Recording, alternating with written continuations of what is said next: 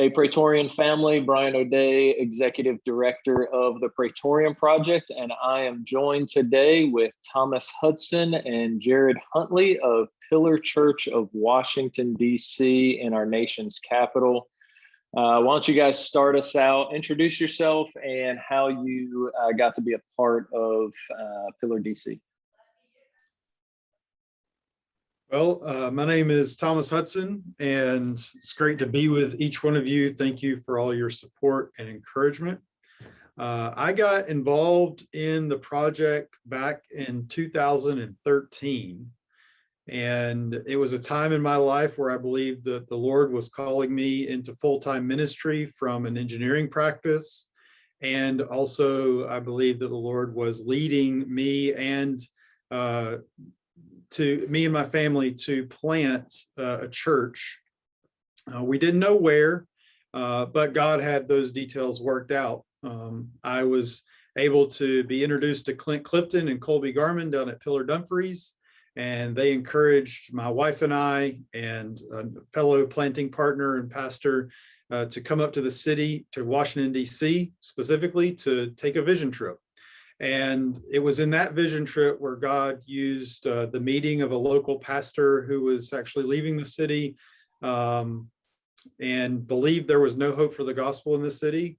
God used that conversation to really propel me and my family to really, in all honesty, sell everything we had and move from New Orleans, Louisiana to Washington, D.C.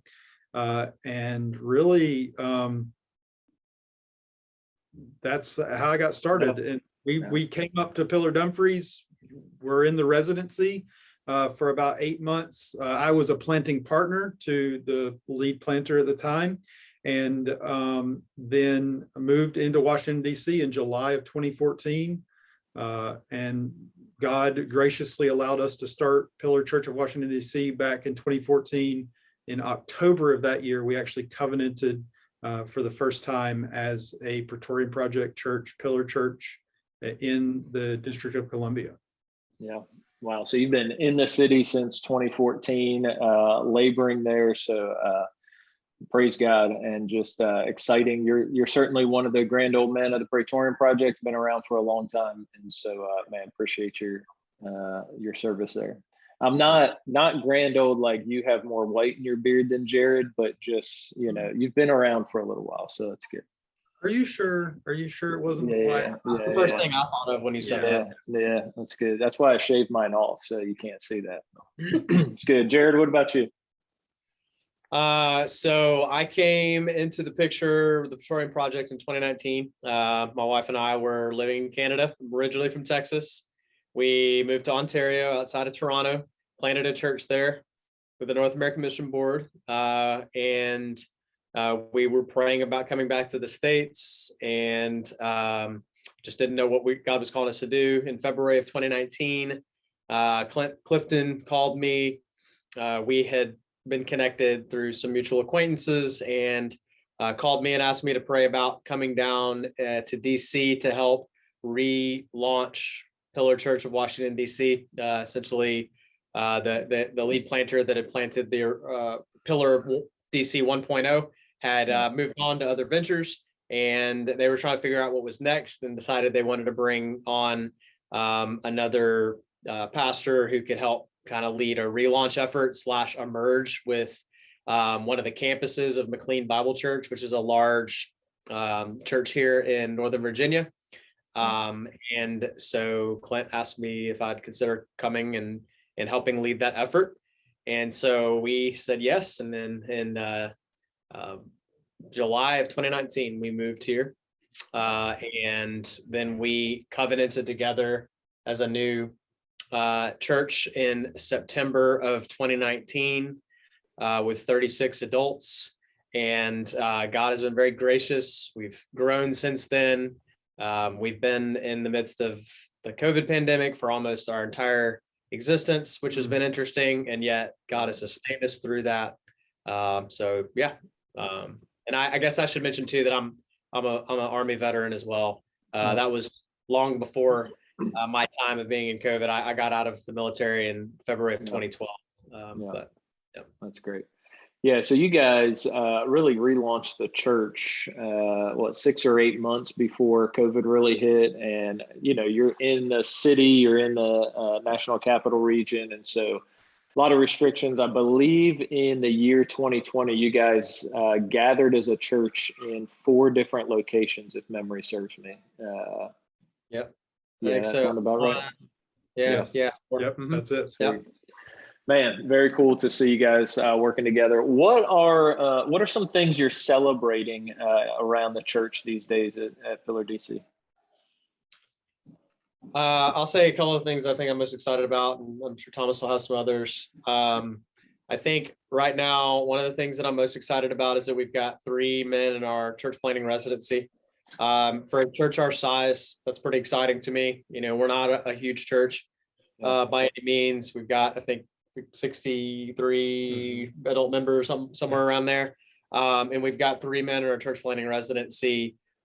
Super exciting. One of those men is very close to being ready to be sent out, Lord willing, in the near future. And then we've also got a cross-cultural missions cohort for people who are interested in going to the nations, to unreached peoples. And we've got 2 of our church members who are committed already to doing that, and they are in various points of the preparation process. So I just think just seeing our people catch the vision to want to be a multiplying church, to want to go make disciples among all peoples. And it's not just talk, it's a reality, and we're seeing it happen, and that's pretty exciting. And then the other thing I would say is just, in the midst of what's been some challenging seasons, we're still seeing people's lives transformed by the gospel. We just got to baptize another Marine the Sunday before last.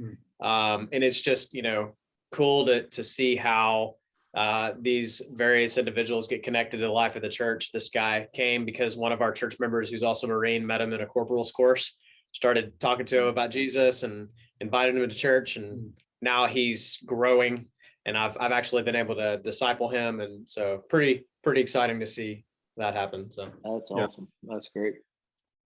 Yeah, a couple of things as Jared thinks about the celebration of like training up leaders and sending people out to make disciples. One of the things that is very encouraging and something I regularly celebrate is the fact that our people seek to make disciples, one of encouraging and speaking into one another's lives as church members. And so we get to see people maturing from one degree of glory to another, and representing God in this city and in the world, but then also having their lives become more Christ-like. From a pastoral perspective, that's just huge and something I always celebrate and champion. And then let's say also is just seeing God answer prayer. Even like we recently made an effort to make a list of things that we would pray about as a church. And before we got finished with that list, God had already begun to work in answering one of those prayers. And so that's just been super exciting and celebratory, because it just goes to show us that God is doing this work, and he's, by his grace and mercy, he's using us to do it. And I just even think like he's been doing that all along in the life of Pillar. And grateful for Jared. Initially, when he got here in July of 2019, one of the things we began to pray for was a young Marine who would be almost like a missionary to the barracks, Marine Barracks, Washington. And God blessed us with that gift. And in that, we've seen more Marines come around and be around and become members of the church than we had since 2014. And so, although Jared served in the Army, I have no military experience, but being able to serve military members and see young Marines, their lives be transformed, understand how important membership is, join the local church, and then be prepared to be sent out to be missionaries is just a huge celebration for me. And we recently just sent out a young Marine to Hawaii, who's already connected with people who've already been involved in the Pillar Network, which is just, it's why we exist. It's why we're doing what we're doing. And so, and God is just doing amazing things locally and globally through Pillar Church of Washington, D.C. Man, that's really cool. Very cool. So we have lots of folks who are praying for you guys, praying for the church. What are some specific things that we can be praying for Pillar DC? There's several things we're specifically praying for. One of those is that we're praying that God would raise up 1 to 2 new elders in our midst in the next year. And so if you could be praying specifically for that, that would be really appreciated. And then I think another one is just praying for the community, the surrounding community, that that hearts would be softened to the gospel. It's not a I would say the most receptive area all the time to the gospel message. And but we believe that there are people here and that God is at work in their life already. And so just praying, I think twofold, that we would have the courage and the boldness to continue to faithfully proclaim the gospel, that we'd be protected from discouragement in the face of rejection, and that God would lead us to people that he is at work in, and that we would see the seeds that are sown begin to bear fruit and see more people come to faith in Jesus. Yeah, that's great. Thomas, anything to add? Yeah, I mean, we also are praying for our church to be prepared to send out not just missionaries like what Jared talked about in some of our cohorts, but specifically a church planting team. And so I think that that prayer request is twofold. One, that we have clarity and wisdom on who we are sending, but then also that those who stay behind and are the senders, that we would be unified in that sending effort, that we would be committed to that sending capacity, and that we would be prepared, although it will be difficult, to send our best and to send resources with someone and a team of people. And so just be praying for that effort of church planting and our multiplying effort. And then also we're asking God to continue to grow us, that we wouldn't just get to baptize 1 Marine this year, but we would be able to baptize 10 more believers, new converts who are born again and professing faith. And so we want to see God growing and multiplying our church, not just by people transitioning in, but also by new conversions. And so we would love to continually stir the baptismal waters at Pillar Church of Washington, D.C. Man, that's great. Awesome. Well, I appreciate you guys taking the time out of your day to meet with us and give us an update about Pillar DC.